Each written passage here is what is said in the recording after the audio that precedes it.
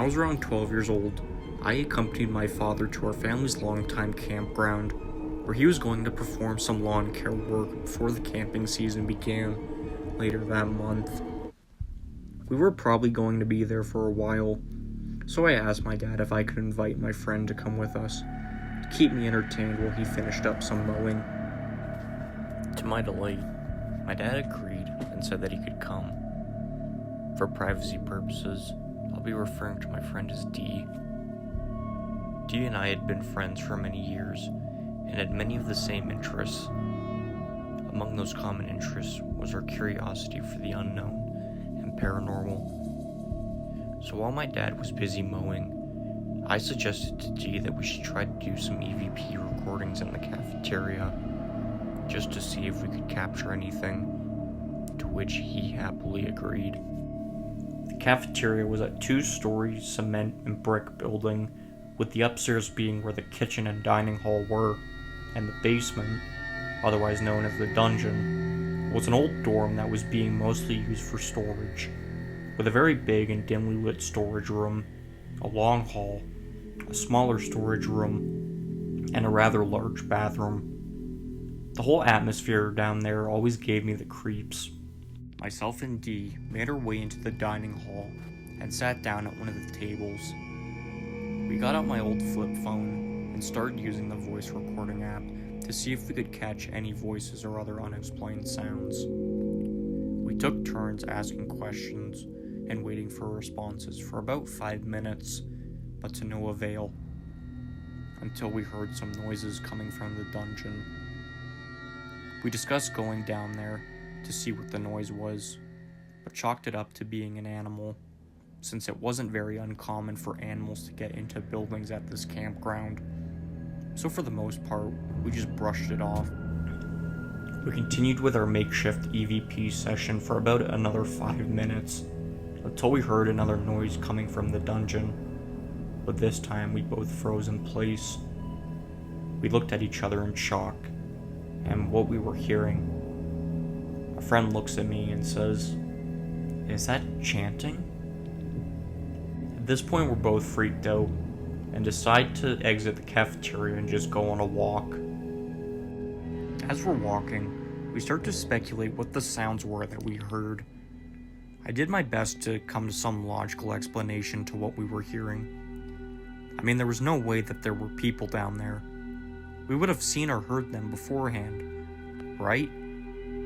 As we continued our walk, we ended up about 60 yards from the back side of the cafeteria, where we could see a door with a window that led into the dungeon. We both looked at the door and didn't see anything weird, so we kept walking. I made the mistake of saying to Dee, "How scary would it be if we looked at the door and saw someone looking back?" As a joke. Immediately after saying this, we both looked back at the door, fully expecting nothing to be there. But to our horror, something was there.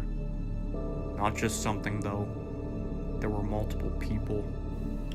I froze in place, terrified of what I was seeing. There were 3 people that we could see, and they appeared to be in cloaks. 1 in a red cloak, and 2 in black on either side, staring directly at us. One of the scarier parts was that I never even saw their faces, just the hoods that they were wearing. Before I could even ask D if he was seeing what I was seeing, I looked to see him in a full sprint down the road about 50 yards in front of me, so I instinctively started running too. We ran to tell my dad what we had heard and seen, to which he pretty much brushed off, but said that he would go and check just to ease our minds. Now, my dad is not a man to be messed with. He was a 6'5" cop and almost 300 pounds, so just his sheer size would be enough to intimidate or scare someone off if they were trespassing. My dad went and checked the dungeon as we watched from a distance. He came back out saying that everything was fine and he didn't see or hear anyone in there. We were still a little freaked out, but glad that he said that there was nothing to worry about and nobody was in there. So we continued with our day until it was time to leave, but we still steered clear of the cafeteria. Flash forward about 8 years, and I had mostly forgotten about the whole thing. One night, my older brother, who was 7 years older than me, and I were up late one night sitting on our parents' back deck, just reminiscing about the times we had growing up. We eventually got to talking about spooky stuff that had happened to us, and that brought us to talking about our experiences at the campgrounds. I proceeded to tell my brother the story about Dee and I seeing the herd of people in cloaks in the dungeon. My brother then gets a very perplexed and somewhat scared look on his face and says to me, "You're joking?" To which I said, "I'm not. You can ask Dee, and he will tell you the same thing."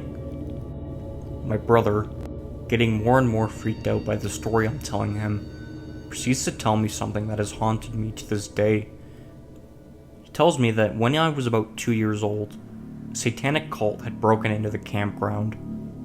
The cultists had gone through every dorm in the church, gathered all the Bibles, and taken them to the field which was directly on the other side of the road, from where myself and Dee had seen the people in the window. He tells me that they had burned a massive pentagram into the field, piled all the Bibles in the middle, and then set them on fire. The next day, a couple of workers had gone out to the campgrounds to do some regular maintenance and found what had been done. They called the police, and according to my brother, not only did they find a pile of burned Bibles inside of a massive pentagram, but they also found the remains of dead animals all around it in a ritualistic pattern. Nobody had heard or seen anything more about the cult since then, until I told my dad and brother what Dee and I had experienced. Fast forward to today. So 11 years since what we had experienced, and nobody has heard or seen anything else that we know of. So did Dee and I just imagine what we experienced? Or did we happen to interrupt another cult gathering?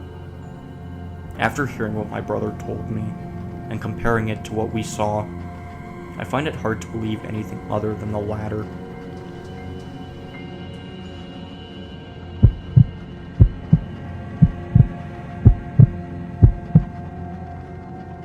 The few people that I've told this story to always laugh it off or tease me, but I swear on my life that it's true. I have always loved yard sales. In the summer when I have a free day, I'll often just drive around all day, looking for different yard sales, wasting my day away. About 2 years ago I was doing this, just driving around looking for yard sale signs, gradually going further out into the rural country and enjoying the scenery, having fun getting lost on the back country roads, as you can sometimes find great yard sales doing this. I saw a yard sale sign off of the road, next to a big rock with something religious carved into it like churches have. I can't for the life of me remember what it said. God's Haven, something religious, I can't even remember. Anyways, I figure it's probably got some good stuff if it's a church organization, so I decided to go. I turned my Jeep down the long, narrow gravel driveway, and the trees open up to a clearing with a really beautiful white house. They have long tables spread out with folded clothes, kids' toys, etc., but nothing I was really interested in. There were probably 30 people miling about on the property, but they were all wearing these gray jumpsuits. Okay. The only other person that seems to be browsing through their wares was this old man, whose truck was also parked there, but we were the only ones, save the gray jumpsuits. The woman at the makeshift table with the money box on it begins talking to me as I'm preparing to leave. I stride over to her for a friendly chat, and I notice that behind the house, there are probably 10 or so small, gray buildings that the gray jumpsuits are going in and out of. After some casual chat, she notices me staring. "Yes, we all live here. It's great. Hey, would you like to come in and learn more?" She had this crazy light in her eyes, and I attempted to mumble an excuse when she nodded at 3 guys who had been arranging stuff on the tables, moving tables, etc., and they all came to stand around me. "Really, come inside. We preach peace and the Word of God. You'd really like it." She took my hand, kind of started tugging me towards the house. All the while, these guys are following, and I'm making weak protests. Then, the old man who's been browsing paperbacks seems to take notice and comes up. He looks at the woman and says, "Sorry, ma'am, we both really gotta be going. I don't think she's interested." The woman looks shocked, but lets go, and the guys step back. He's a scrawny old man, and I'm a petite woman, but that badass old man grabs my arm and hustles me over to my Jeep. As I'm thanking him and yelling back to the people to have good luck with their yard sale, he mutters in a low voice, "You really need to get out of here." My hands are shaking. All the gray jumpsuits are just turned and silently staring at us, and I'm fumbling with my keys. The old man stands by my rolled down window, and I fumble to start the car and try to back out of the narrow, gravel driveway. I try to do a 3-point turn, but my car slides down in the gravel into a shallow ditch next to the driveway, and I'm panicking. "Just take it easy. Put it in 4-wheel drive," he coaxes. "I don't know how," I whisper frantically. I'd only had the Jeep for a couple months at that point, and I had never had a car with 4-wheel drive before. I figured I'd learn eventually. He calmly told me how to do it, and stood there guiding me as I finally got the Jeep to stop sinking into the gravel, and drove the hell out of there. I yelled a thank you to him, and he nodded before getting into his truck. I told my family and a few friends, who kind of laughed and brushed it off, saying they hadn't heard of any cults in this area. Probably just a church sale at one of the members' houses. I've driven around that area a little bit after the event, but we haven't seen the rock sign thing again. Although keep in mind, that day I drove pretty deep into the rural country, had no idea what road or where I was. I just knew the general direction to drive in to get back to a main road, and eventually find my way home.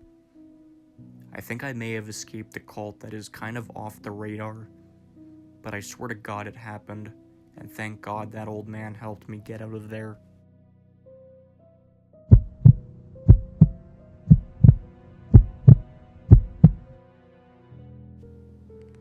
The story I'm about to tell is something that only a few people close to me have heard.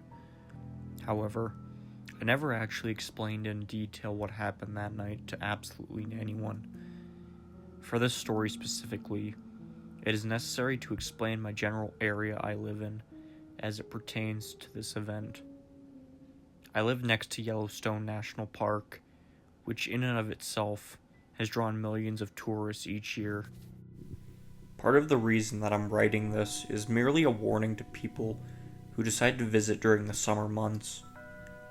Last year in the summer of 2020, me and some of my buddies decided to go have a night out and do some camping out near a spot we have been to multiple times in the past.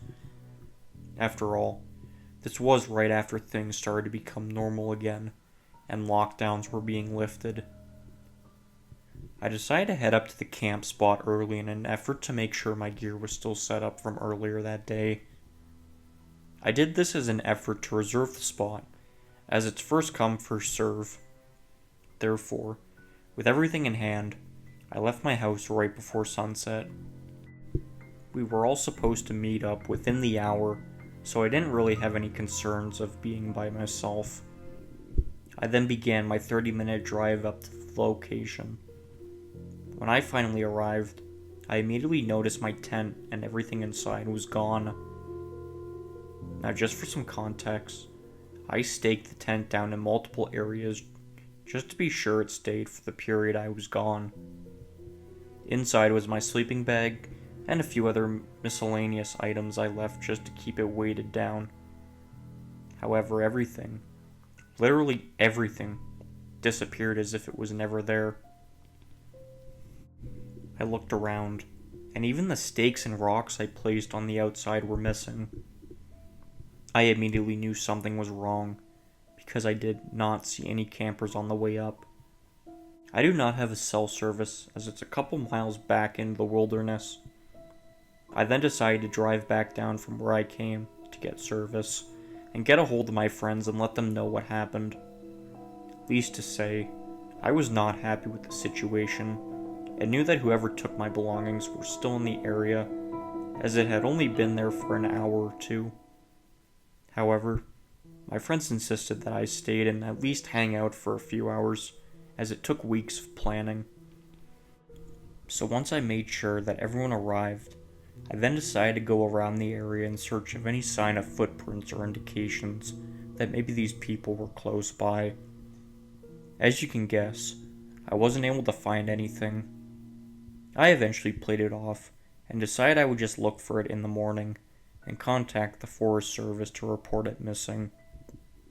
I also didn't want to ruin the party for everyone and decided to stay. In hindsight, this was by far one of the worst decisions I could have ever made.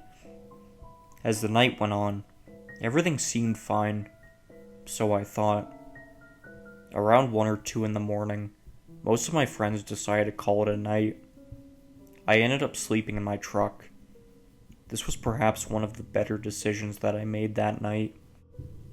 That, along with always making sure to bring my bear spray inside on for protection from unexpected guests.